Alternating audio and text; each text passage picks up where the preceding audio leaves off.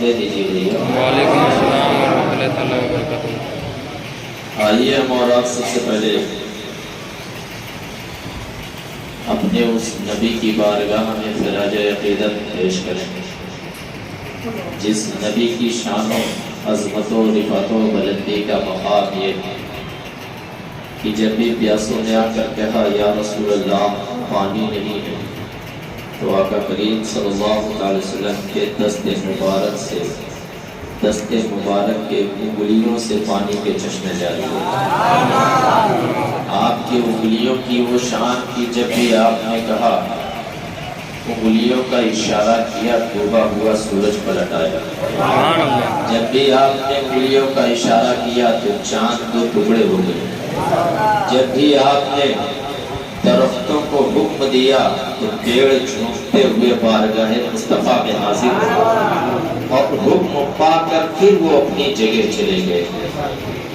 آئیے اسی نبی کی بارگاہ میں ہم خراج عقیدت پیش کریں جس نبی نے فرمایا کہ اگر میرا کوئی عاشق، میرا کوئی امتی، میرا کوئی دیوانہ، میرا کوئی چاہنے والا اگر مجھ پر درود پاک پڑھتا ہے تو میں اسے اپنے کانوں سے سنا کرتا ہوں۔ پورا مجمع اپنے نبی سے جتنی محبت کرتا ہے باواز بلند درود پاک پڑھے۔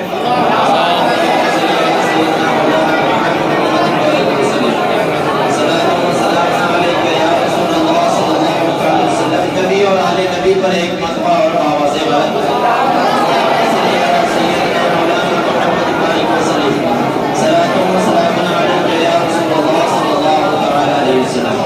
آپ کو بیدار کرنے کے لیے چند شعر عادت کے مطابق نعت پاک چند شعر پھر منقبت کے چند شعر پھر اس کے بعد ہماری اور آپ کی گفتگو۔ سلا ان کی محبت کا اگر تم جان جاؤ گے، سلا ان کی محبت کا اگر تم جان جاؤ گے تو لاکھوں جان سے سرکار پہ قربان جاؤ گے۔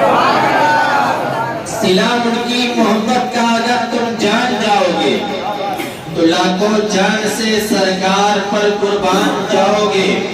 یہی محسوس ہوگا ہم چلے آئے ہیں جنت میں، یہی محسوس ہوگا ہم چلے آئے ہیں جنت میں، نبی کے شہر میں بن کر اگر مہمان جاؤ گے۔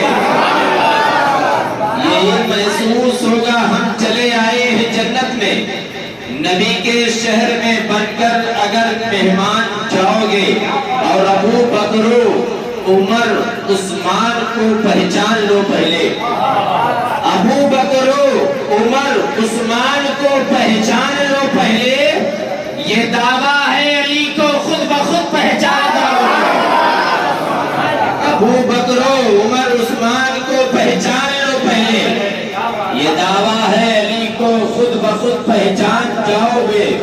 اور امام احمد رضا کے جاویے سے جانچ کر دیکھو، امام احمد رضا کے جاویے سے جانچ کر دیکھو، نبی کے دشمنوں غدار کو پہچان جاؤ گے، نبی کے دشمنوں غدار کو پہچان جاؤ گے۔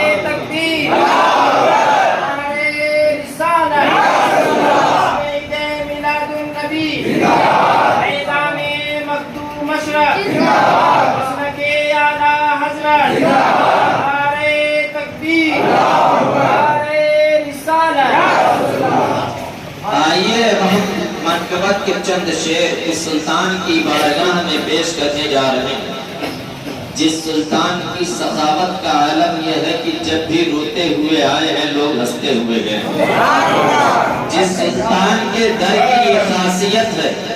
اور کیوں نہ ہو، یہ میرے مخدوم نے فرمایا مجھ فقیر اشرف کے در پر جو کوئی آئے گا کبھی خالی ہاتھ واپس نہیں آئے گا۔ اور سرکار جب عطا کرنے پر آتے ہیں، دینے پر آتے ہیں تو لوگوں کے دامن تنگ ہو جاتے ہیں، اور ادھر سوالی کا سوال پورا نہیں ہوتا سلطان اسے عطا کر دیتا ہے۔ اس در کی یہ سخاوت، تو میں اس سلطان کی تعریف کرنے جا رہا ہوں، منقبت کے چند شعر میں پڑھنے جا رہا ہوں جس سلطان کی بارگاہ میں یہ تمام فریادی اپنے سوال کو لے کر کے حاضر ہیں، اپنے دامن کو پھیلائے ہیں کہ سلطان سید اشرف جہانگیر کب ہم سبوں پر نظر کرم فرما دیں، ہم سبوں کا بگڑا مقدر سمجھ جائے۔ میں منقبت کے چند شعر، ایک شعر اس میں مجھے بہت پسند ہے، لکھا میں ہی ہوں لیکن وہ آپ کے لیے میں نے لکھا ہے اور مجھے یقین کامل ہے اور سرکار عطا بھی کرتے ہیں۔ مجھے اتنا یقین کامل ہے کہ اگر سرکار مخدوم پاک اس شعر کو مقبول کر لیں گے تو یہاں پر آئے ہوئے تمام زائرینوں کا بگڑا مقدر سمجھ جائے گا۔ سچائی کی روشنی میں وہ شعر، مہتاب نبوت کی ضیاء آنکھ میں اشرف، ہر آدمی جو جہاں پر بیٹھا ہے وہیں سے دعاؤں سے نوازے گا۔ یہ کوئی ضروری نہیں ہے کہ آپ جب تک انعام نہیں دیں گے، ایسا کچھ نہیں ہے، انعام کا کوئی نہیں، میرے حصے کا جو ہوگا جس کے پاس ہوگا وہ خود چلا رہے گا، وہ کوئی زیادہ رنگ دکھانے کی ضرورت نہیں۔ آپ صرف شعر سنیں، مہتاب نبوت کی ضیاء آنکھ میں اشرف، سرتابہ قدم شان خدا آپ میں اشرف، مہتاب نبوت کی ضیاء آنکھ میں اشرف، سرتابہ قدم شان خدا آپ میں اشرف، اور سرکار دو عالم ہی سمجھ پائیں گے کیا ہو، سرکار دو عالم ہی سمجھ پائیں گے کیا ہو، میری تو سمجھ سے بھی سوا آنکھ میں اشرف، سرکار دو عالم ہی سمجھ پائیں گے کیا ہو، میری تو سمجھ سے بھی سوا آنکھ میں اشرف، اور دو بوند گرے میرے بھی دامان طلب میں، دو بوند گرے میرے بھی دامان طلب میں، فیضان کی نورانی گھٹا آنکھ میں اشرف، فیضان کی نورانی گھٹا آنکھ میں اشرف۔ پبلک بڑی مطلب پرست ہوتی ہے، اتنی مطلب پرست ہوتی ہے، قسم خدا کہ میں اس سلطان کی تعریف کر رہا ہوں جس سلطان کی بارگاہ میں کوئی کبھی خالی ہاتھ واپس نہیں جاتا۔ دنیا کے عہدیدار آتے ہیں، لوگوں کے نعرے لگاتے لگاتے گلے بیٹھ جاتے ہیں، لیکن چند دن کے بعد وہ عہدیدار اپنا رنگ دکھا دیتے ہیں۔ قسم خدا کی اگر یہ اولیاء اللہ ہیں، یہ اللہ والے ہیں، اگر ان پر آپ مچل کر کے سبحان اللہ الحمدللہ کہیں گے اور سرکار مخدوم پاک اگر قبول کر لیں گے تو قسم خدا کی یہی نعرہ، یہی سبحان اللہ الحمدللہ دونوں آپ کا دنیا تو دنیا اور آپ کی آخرت بھی سمجھ جائے گا، دنیا اور آخرت دونوں سمجھ جائے گی۔ اس لیے دنیا دار کے پیچھے نہیں، جب کسی اولیاء اللہ، اللہ والوں کا ذکر ہو تو مچل کر کے سبحان اللہ بولا کریں۔ مہتاب نبوت کی ضیاء آنکھ میں اشرف، سرتابہ قدم شان خدا آنکھ میں اشرف، سرکار دو عالم ہی سمجھ پائیں گے کیا ہو، میری تو سمجھ سے بھی سوا آنکھ میں اشرف ہیں آپ، میرے ساتھ تو دنیا کی طلب کیا ہے، آپ میرے ساتھ تو دنیا کی طلب کیا، مانگی تھی خدا سے جو دعا آپ میں اشرف، مانگی تھی خدا سے جو دعا آپ میں اشرف۔ وہ شعر بہت ہے لیکن وہ اہم شعر، دیکھتے ہیں کون کون مطلب پرست ہے، کون کون سچا عاشق ہے۔ مہتاب نبوت کی ضیاء آپ میں اشرف، سرتابہ قدم شان خدا آپ میں اشرف، سرکار دو عالم ہی سمجھ پائیں گے کیا ہو، میری تو سمجھ سے بھی سوا آپ میں اشرف، اور جتنے بھی عدالت میں ہوئے آپ کے موجود، ریکارڈنگ کرنے کو کس کا نام سن کر کے آپ آئے ہیں، کس کا نام سن کر کے آئے ہیں، مخدوم پاک کا تو جب مخدوم پاک کا نام سن کر کے آئے ہیں تو ہر آدمی لبیک بولے، اس لیے کہ سرکار مخدوم پاک سب کے دل کے جذبات کو جانتے ہیں، احساس کو جانتے ہیں، اور یہ مکمل اعتماد بھی رکھنا چاہیے کہ اگر سلطان نے بلایا ہے تو کرم بھی وہی کرے گا۔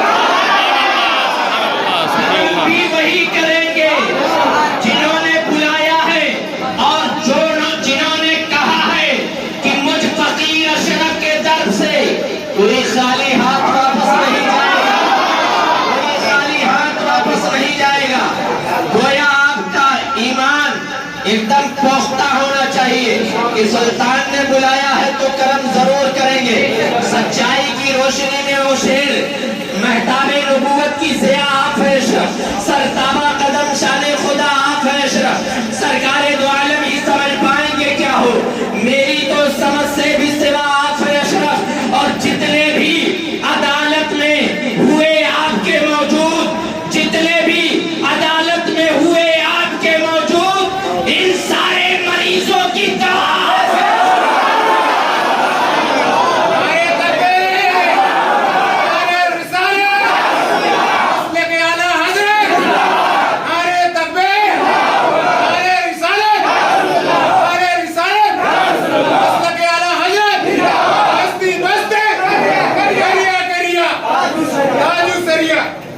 جتنے بھی عدالت میں ہوئے آپ کے موجود, ان سارے مریضوں کی دوا, ان سارے مریضوں کی دوا آپ ہیں اشرف. یہی اگر زبان پر ہر وقت رہے تو قسم خدا کی وہ دن قریب بہت ہوگا جب خوشیوں سے آپ کی دامن ان قریب مختوم پاک کا کرم ہوگا اور خوشیوں سے آپ کا دامن بھر جائے گا. یہی ہونا چاہیے کہ جتنے بھی عدالت میں ہوئے آپ کے موجود, ایک میں ہی نہیں بلکہ جتنے آئے ہوئے ہیں, جتنے بھی عدالت میں ہوئے آپ کے موجود, ان سارے مریضوں کی دوا آپ ہیں اشرف. آپ جب مخدوم پاک کی بارگاہ میں آتے ہیں تو آپ کیوں بھٹک جاتے ہیں, کیوں بھٹک جاتے ہیں؟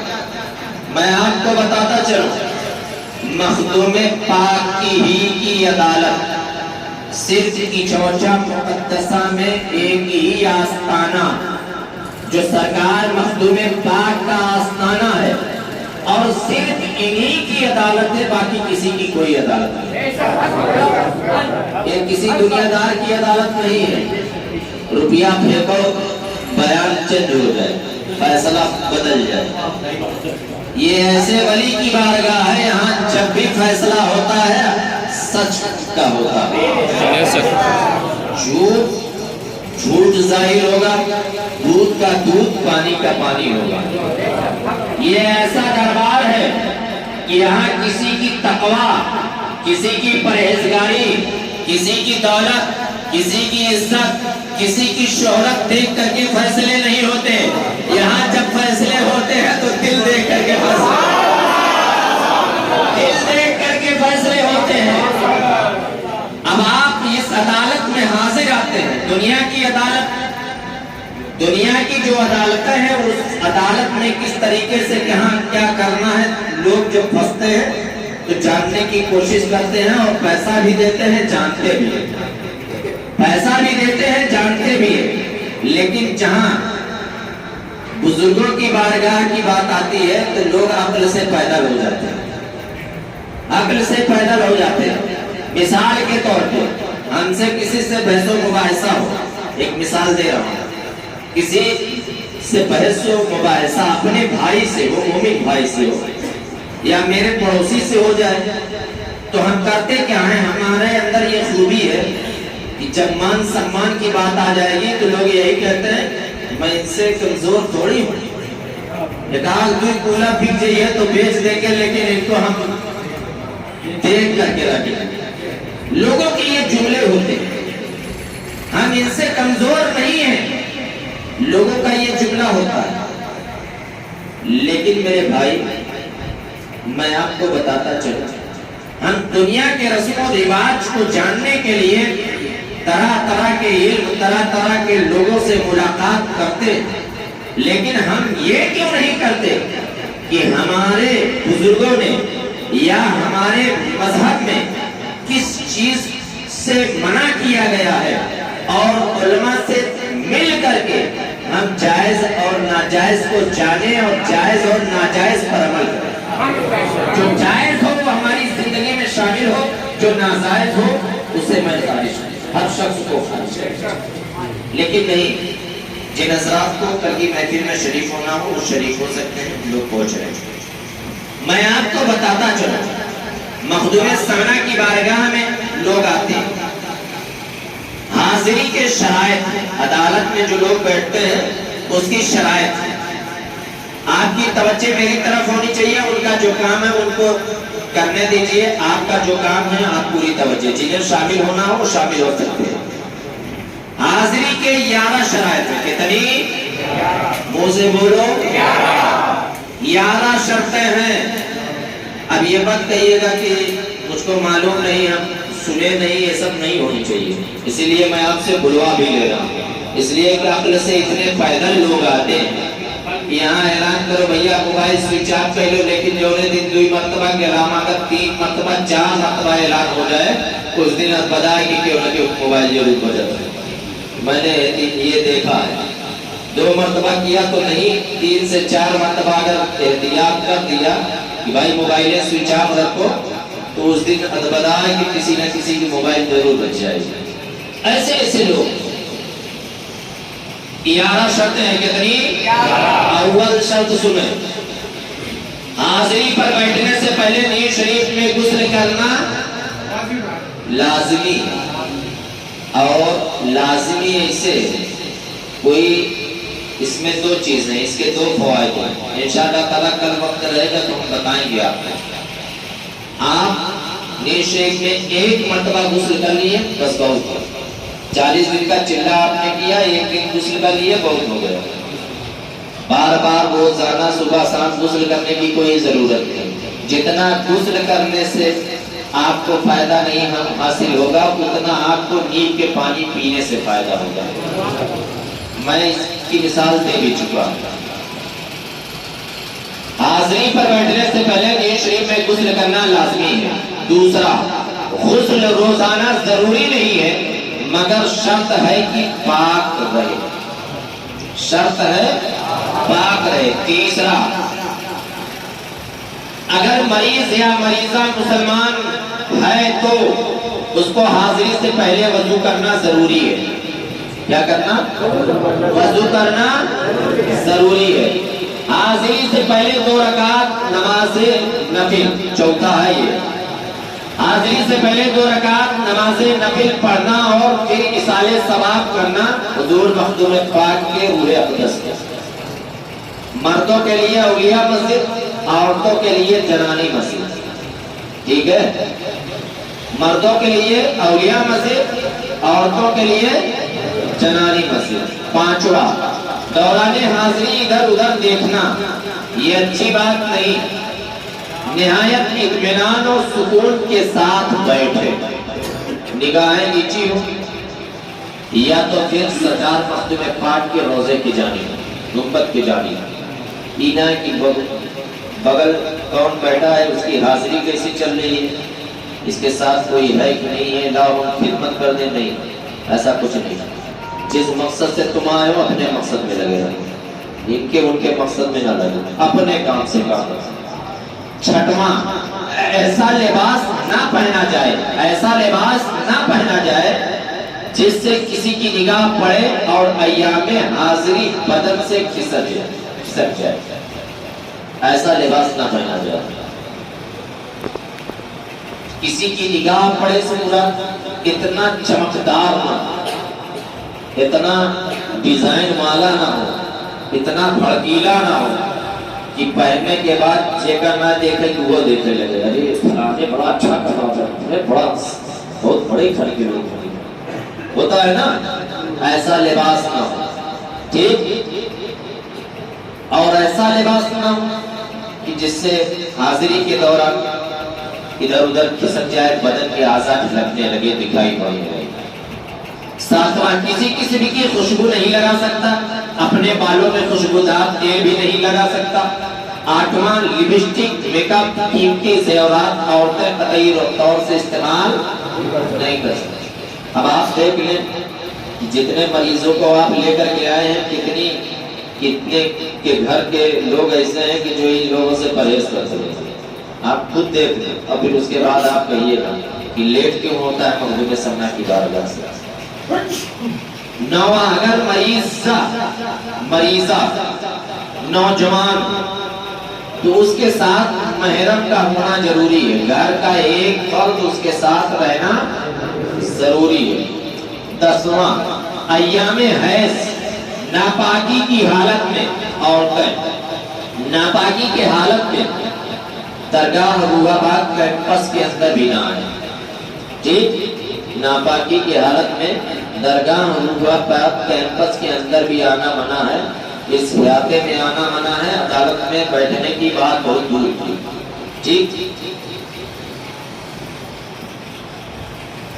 اور یہاں دوران حاضری شادی شدہ میاں بیوی اگر ہیں اور مریض یا کسی چلے کے تحت انہوں نے یہاں چلہ کیا ہے تو دوران حاضری ہم بستری سے وہ پرہیز کریں، ٹھیک ہے؟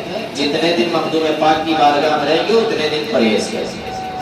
اب دوران حاضری پرہیز آپ جان لیں، آستانے پر حاضری کے لیے آنے والے زائرین ایسی غذا کا استعمال نہ کریں جس سے گیس پیدا ہو، کسی غیر محرم سے بات نہ کریں، زور زور سے مت ہنسیں، جھوٹ بولنا منع ہے، ویسے بھی اسلام میں جھوٹ بولنا منع ہے، جھوٹوں پر اللہ کی لعنت اور پھٹکار برستی ہے، ویسے بھی جھوٹ بولنا منع ہے۔ تو اگر آپ جھوٹے ہیں، آپ کے اندر کسی کو دل بہلانے کے لیے اگر آپ جھوٹ بولتے ہیں تو وہ سراسر غلط ہے۔ آپ جھوٹ کسی کا دل بہلانے کے لیے بولیں یا گالی جان بوجھ کر کے یا مذاق میں دیں، جتنا جان بوجھ کر کے دینے کا گناہ ہے اتنا ہی مذاق میں بھی گالی دینے کا گناہ ہے، یہ سمجھ کر کے رکھیے گا۔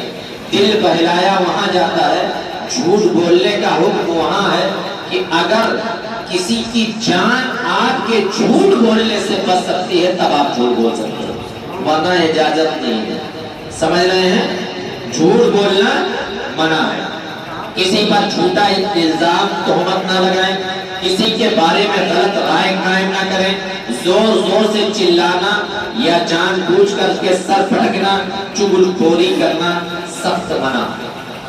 یہ تمام چیزیں شریعت ہم لوگوں کو منع کرتی ہے اور کہیں سے ان سب چیزوں کی اجازت نہیں ہے۔ تو اس لیے آپ کو بات کی ایک بات، آپ کو شریعت مصطفیٰ پر، طریق مصطفیٰ پر آپ کو چلنا ہے اور سنت رسول پر عمل کرنا ہے، اسی طریقے سے آپ کو مقدمے سے سبنا کی بارگاہ عدالت کرنا ہے۔